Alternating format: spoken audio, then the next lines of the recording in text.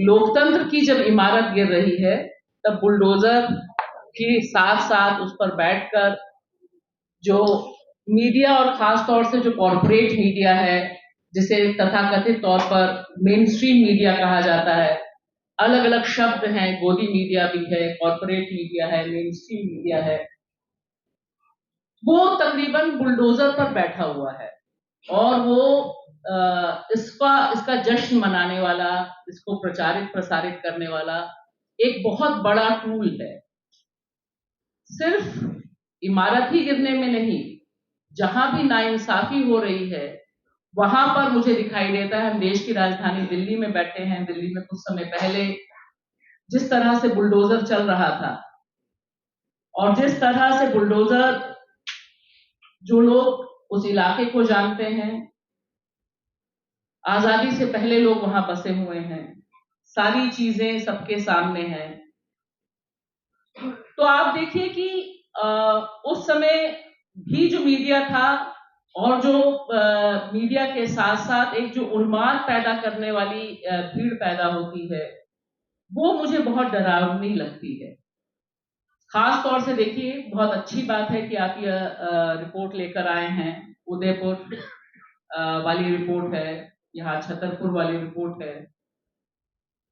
इससे कम से कम ये बात दर्ज होती है कि जो नाइंसाफी है, उस नाइंसाफी के कितने पहलू हैं, उनको हम ब्लैक एंड व्हाइट में लिखने के लिए तैयार होते हैं। अक्सर ही लोगों के अंदर हताशा आती कि इस तरह की फैक्ट फाइंडिंग टीम से क्या होगा, हासिल क्या होगा। लोग जाएंगे, लोग रिपोर्ट करेंगे, देन व्हाट। मुझे लगता है कि आंसर यही है कि अगर ये नाइंसाफी जो हमारे दौर की है, अभी हर्ष ने बात की इजराइल की, अभी मैं प्रोग्राम करके आई हूं गजा पर, अगर वहां पर पत्रकार जो जान को जोखिम में डालकर इजराइल का जेनोसाइड चल रहा है, अगर उसे डॉक्यूमेंट ना करें, उससे बड़ी नाइंसाफी क्या हो सकती है बतौर पत्रकार, बतौर एक मानव। अगर आप सोचिए ह्यूमैनिटेरियन एटीट्यूड का अगर हम पैदा हुए हैं और हमारे बगल में जो जेनोसाइड चल रहा है उसे हम डॉक्यूमेंट नहीं करें, उस पर हम एक अपना रेजिस्टेंस, रिजिलियंस ना जताएं, तो वो मुझे लगता है कि बतौर हमारे ऊपर एक क्वेश्चन मार्क होता है। तो ये एक क्वेश्चन मार्क खड़ा करना, इस रिपोर्ट को सामने लाना, यह बहुत इंपॉर्टेंट है।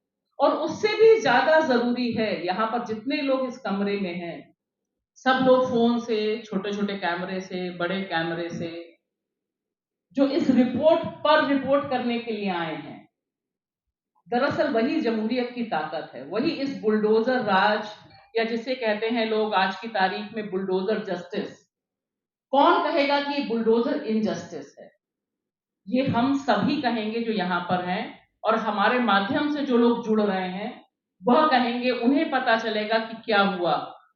वरना हम सब जानते हैं कि जिस तरह से इतिहास से खिलवाड़ हो रहा है, जिस तरह से पूरी की पूरी जो क्रोनोलॉजी इस्टेब्लिश की जा रही है कि आने वाली पीढ़ी जो किताबें पढ़ रही है, उसमें बाबरी मस्जिद गिराई गई यही नहीं है, उसमें यह बताया जा रहा है कि गुंबद वाली कोई इमारत थी और उसको ढहाने के लिए जो एक क्रिमिनल एक्ट हुआ, वह सारा का सारा हमारे इतिहास के पन्नों से बुलडोज कर दिया गया है।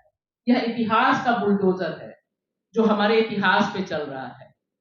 तो आप देखिए कि आज हम जब यहाँ बैठे हैं, आज ही के दिन कलबुर्गी की शहादत हुई थी। आज ही के दिन 2015 में कलबुर्गी को मारा गया था। क्यों मारा गया था कलबुर्गी को? क्योंकि वह सच के खिलाफ खड़े थे और गोली चाहती थी कि सच को बुलडोज कर दिया जाए, तर्क को बुलडोज कर दिया जाए।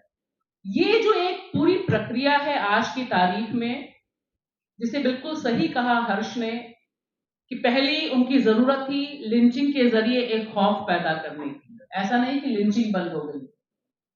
आज जब हम बात कर रहे हैं, देश के कई हिस्सों में इस समय भी कितने लोगों के ऊपर हमले हो रहे हैं, हम उसकी रिपोर्ट ही नहीं हो रही है।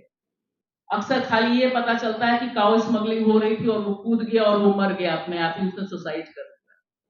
तो इसके जरिए जो मुझे खतरा दिखाई दे रहा है कि एक बड़े पैमाने पर कोशिश हो रही है कि दरअसल अब देश ऐसे ही चलेगा, एक हिंदू फासिस्ट स्टेट कैसे ऑपरेट करता है, इसकी सबसे बड़ी तस्वीर बुलडोजर इनजस्टिस है।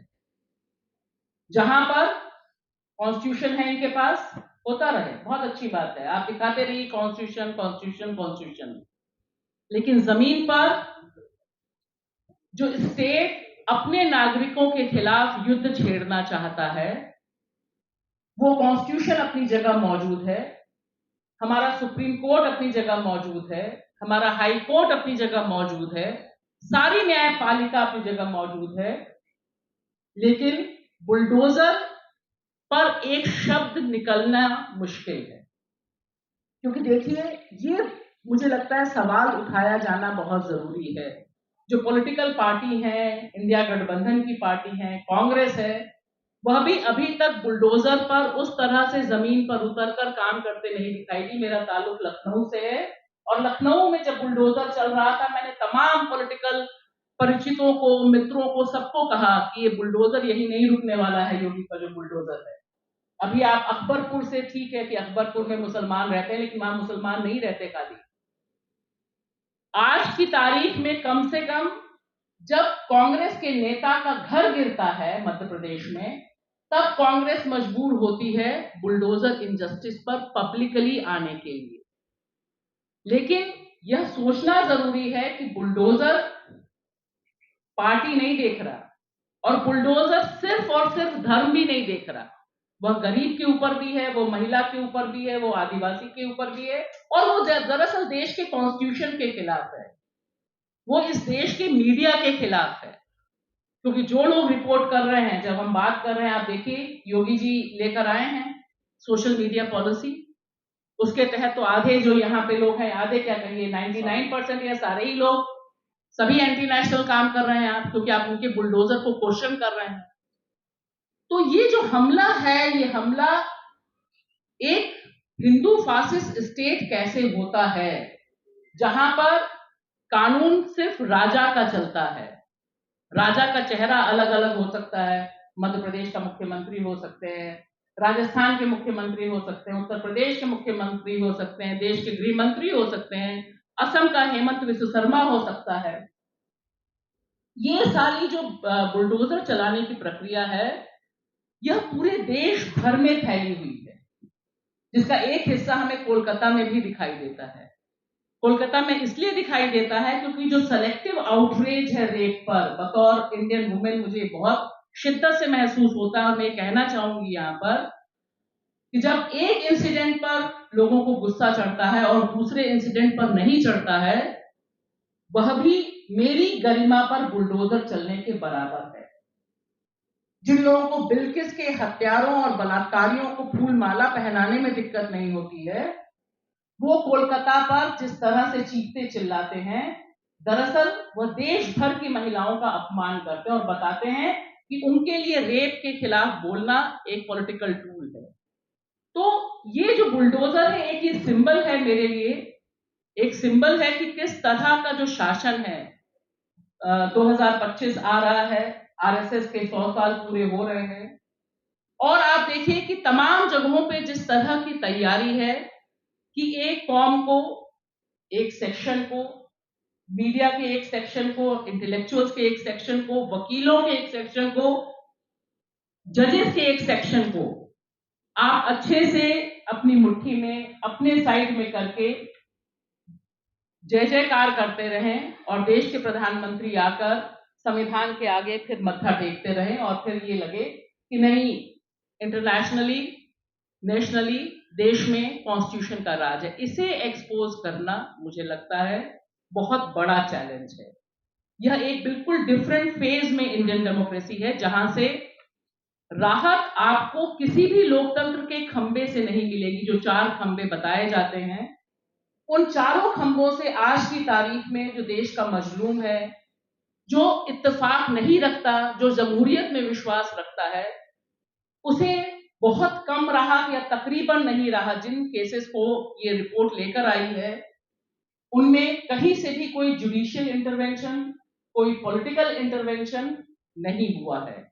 मेरा मानना है कि आज की तारीख में 2024 में इसमें जो इंटरवेंशन हो सकता है, कॉन्स्टिट्यूशन को ध्वस्त करने वाला ये जो बुलडोजर है, ये हमारे आपके लगातार रिपोर्ट करने से, हमारे आपके लगातार सच के पक्ष में निर्भीकता से खड़े रहने से और जो पॉलिटिकल पार्टीज हैं उनको मजबूर करने से कि आपको जमीन पर उतरना पड़ेगा, आपको आवाज उठानी पड़ेगी। जब तक ये हम एक माहौल नहीं बनाते, तब तक बुलडोजर घर गिरा देता है। अनगिनत लोगों के हमने इंटरव्यूज किए हैं।